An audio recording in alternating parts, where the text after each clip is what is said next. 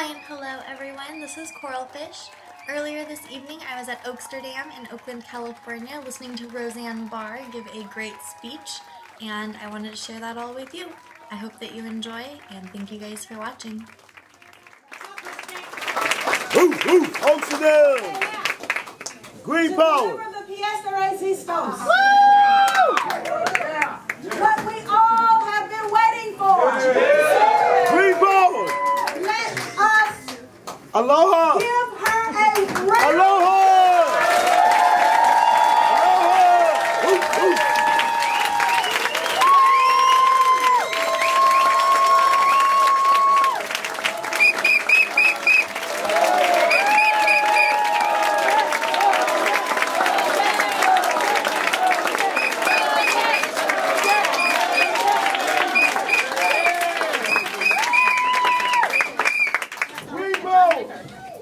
Thank you all for being here.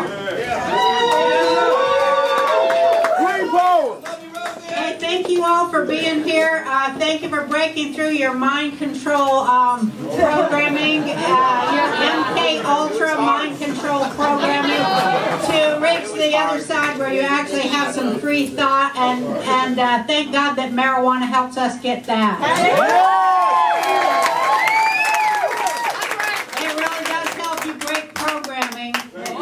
Remember what's real and what has value.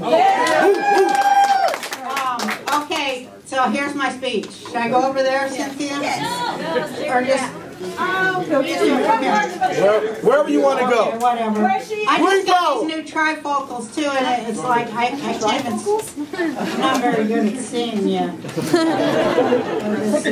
This is why pot must be legalized, not just decriminalized. Because the minute that happens, the machine that is ruining our country will be closed down. It is fueled by pot arrests. 6 in 10 prisoners in jail are there for pot in America. And they are there largely due to racial profiling, which helps government arrest young males in poor neighborhoods at the height of their strength, where they can be brutalized and used as prison labor and get paid 22 cents an hour. 90% of all the house paint sold in America was manufactured by prison labor in America. America's new manufacturing base, ladies and gentlemen. I do have faith that now that white middle-class teenagers are going to be going to prison for pot, and not just darker-skinned working-class kids, that America will wake up and see that giving its kids a choice between war and prison, if they are poor, is not really a choice at all.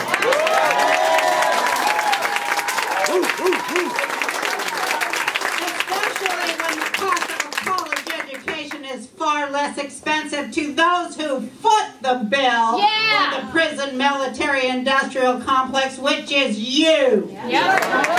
Which is the taxpayers, most of whom smoke pot, or many of whom smoke pot. Locking up your own tax base is simply stupid. When the prison military-industrial complex is closed down, then we'll be able to grow hemp, which will save all of our asses.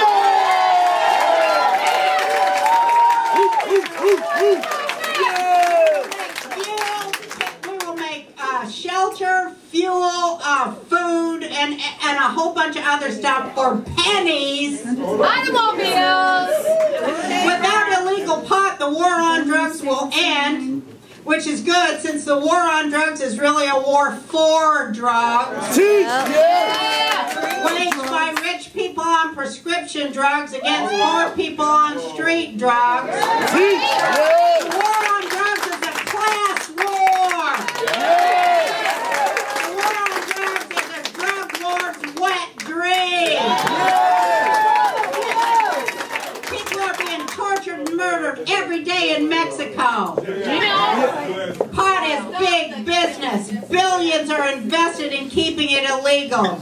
Drug lords own judges and they own prisons. The truth! That's why we do need smaller government, small and efficient government, not for profit. Government for profit. Government's not supposed to be run like a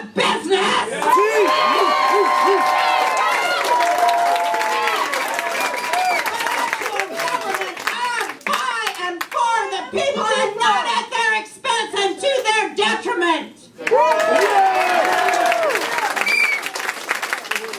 will help us to get rid of our cancer. Our PTSD and damn near every other ailment to mankind. The truth. It's now been pretty much scientifically proven that THC has an effect on cancer, on childhood leukemia, and a whole bunch of other things. And I should know, as I played Connie Cancer in the movie Pot Cures Cancer, which I was lucky enough to be in with Malcolm McDowell, who played Kirk Cannabis. Get it on YouTube. Many Americans who've been bankrupted by cancer treatment will be happy as hell if you let them have their good medications and grow them at home by themselves, like you said. Leave us Thank you for listening. I just want to say that it takes only 2 years for hemp to regrow and to reharvest, and that is way ahead of any other crop yield. Right. I know this lingo because I'm a nut farmer in Hawaii.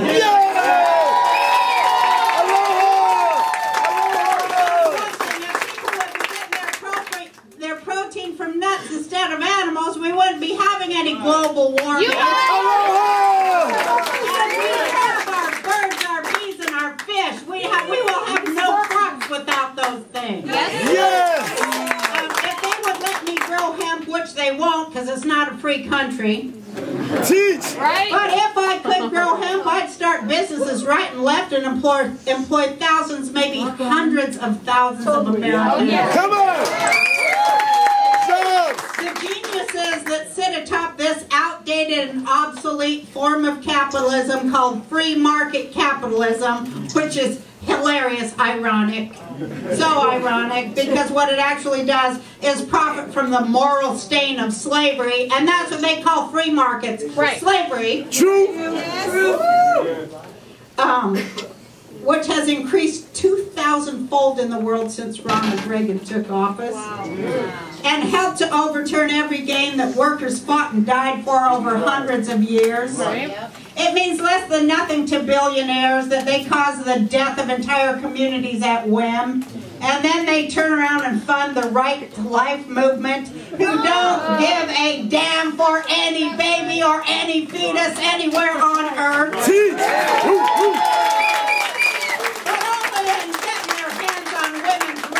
Women's bodies and women's minds. If you want a candidate such as myself who believes that social safety nets and health care should come before the profits of a few in those hallowed halls of Congress where we the people have sent our chosen representatives to sit in our names at those tables where public money is apportioned, then here I am. All right.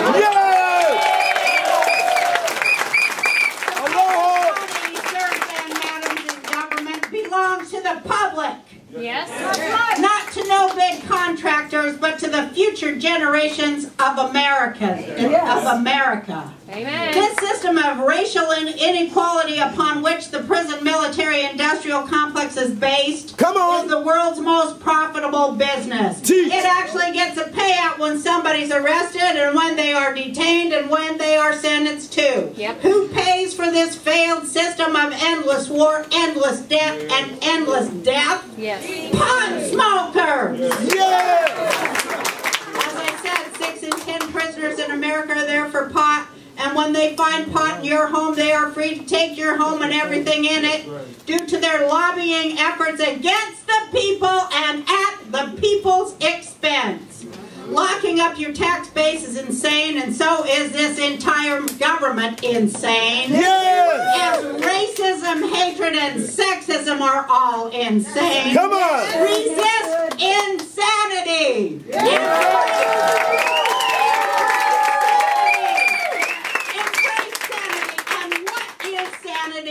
The desire for and the right to pursue sustainable and efficient solutions to actual existing problems of humanity, and to vote in free elections not based on limitless corruption, gerrymandering, and the disenfranchise of those who make less than $25,000 per year.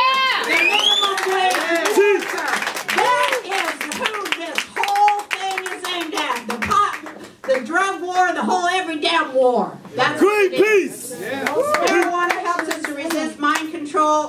the most effective weapon against that, and that's why it is the most feared of all drugs. Yes, it Without is. mind control, the people would demand representational government that works for, not against, their life, liberty, and pursuit of happiness.